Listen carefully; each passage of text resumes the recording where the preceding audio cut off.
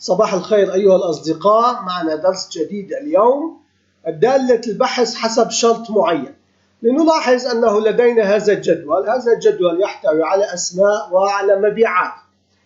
إذا اخترنا اسم معين نلاحظ أنه رأسا مباشرة يستدرج الرقم المجاور له، فإذا جان مبيعاته 238. هذه الدالة هي التي تعطينا الناتج. لاحظ DGET عندما نحدد الجدول من A1 إلى C5، فإذا هذا A1 إلى C5، ونحدد نص الخيار الثاني الذي هو المبيعات، فإذا نطلب من الدالة أن تعطينا ما هو موجود في عمود المبيعات الذي يسمى بالمبيعات، والذي هو متوافق مع E1 إلى E2. E1 مع E2 أنها تقابل فكرة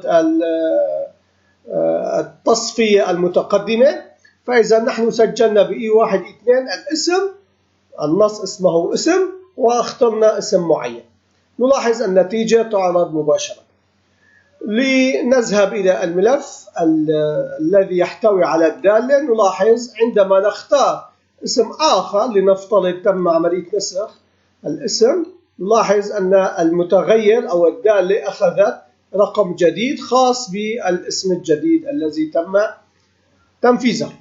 برمجة جميلة جدا ومفيدة. وفي النهاية أحببت مثل الدرسين الماضيين أن نستعرض مع بعض الميزة الموجودة في اليوتيوب من خلال الفيديوهات التي تعرض لكم.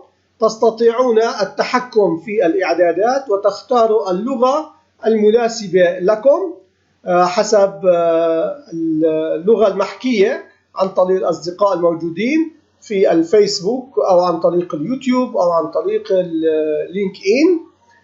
الحمد لله لدينا أصدقاء كثر. نلتقي غدا إن شاء الله في معلومة جديدة.